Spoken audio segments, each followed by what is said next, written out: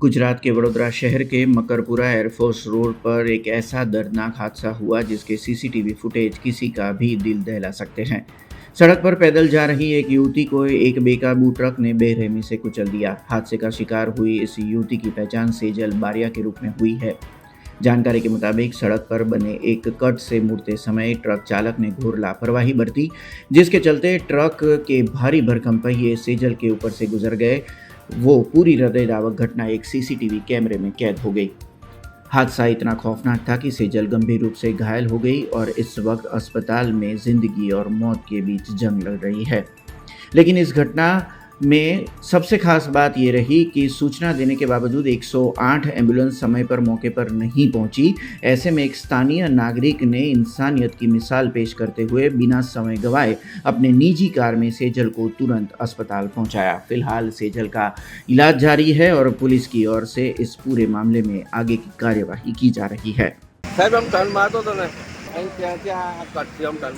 आ side मारी नजर पेली बाजू देखाई नहीं फूल मारी हूँ જોયું નહીં સાહેબ હું નીચે તો ખાલી સાહેબ અહીંયા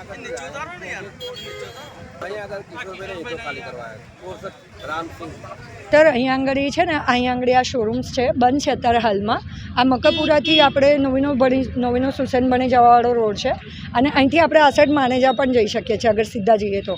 આ રોડ ઉપર છે ને તો અહીંયા ટર્નિંગ ઉપર અહીંયા આંગળી ઘણા બધા અકસ્માત થતા જ રહે છે વાર તહેવારે, બરાબર છે. અને અહીંયા આંગળી નજીકમાં સ્કૂલ પણ છે.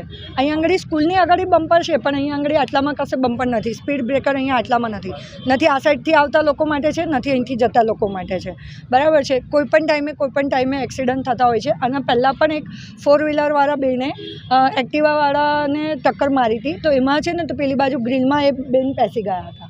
એવું અમે સમાચારમાં જોયું હતું તે વખતે. અને અત્યારે આ લાઈવ કેસ છે કે લાઈવ છે. અત્યારે એવું છે કે ટ્રકમાં એક છોકરી જતી હતી, એના ગર્ભની જતી હતી, બરાબર છે. અને આ ટ્રકે ટર્નિંગ લીધું ને એવા ટાઈમ પર એ ટ્રકની નીચે આવી ગઈ. મને એક્ઝેક્ટલી ખબર નથી પણ એ ટ્રકની નીચે આવી અને એને પોતે જ કન્ફેસ કર્યું કે ટ્રકવાળાએ મારી પર ગાડી ચલાવી દીધી. અને બીજા જે 2 લેડીઝ હતા, અત્યારે એ લોકો નીકળી ગયા છે. બીજા જે 2 લેડીઝ હતા ને એમને એવું કીધું કે ટ્રકનું ટાયર એમની પર ફરી વળ્યું છે, એટલા પણ વધારે ઈજા થઈ છે એમને. અહીંયા આગળ માથામાં અને હાથ પગ પર બધું છોલાઈ ગયું છે. ફેસમાં બી દાંતને બધું તૂટી ગયું છે અને દાંતમાં પણ ઈજા થઈ છે એમને, ફેસમાં ને એમાં બધામાં. સર, સેફટીના નામે વડોદરામાં અત્યારે આ એરિયામાં વડોદરામાં સેફટી બાબતે ઝીરો છે. સેફટીનું કોઈ જ એક્શન નથી લઈ રહ્યા. અને બીજું કે આ લોકો રમફાટ ગાડી ચલાવે છે, કોઈ જાતનું એ લોકો માટે ટ્રાફિક નિયમો છે જ નહીં.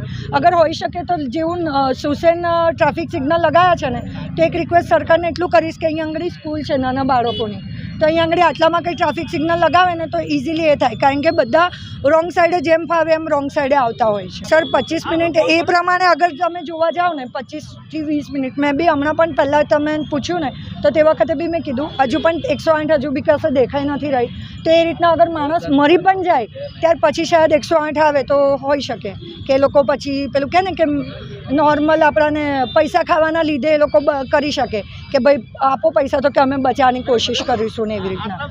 અને આ ભાઈએ બી કોલ કર્યો છે 108ને. કેટલા વાગે? 6:07. અત્યારે 6:35 થઈ છે પણ હજુ સુધી 108 આવી નથી. हमसे जुड़े रहने के लिए हमारे YouTube चैनल को सब्सक्राइब करें और नई वीडियो की नोटिफिकेशन के लिए बेल आइकॉन को दबाएं।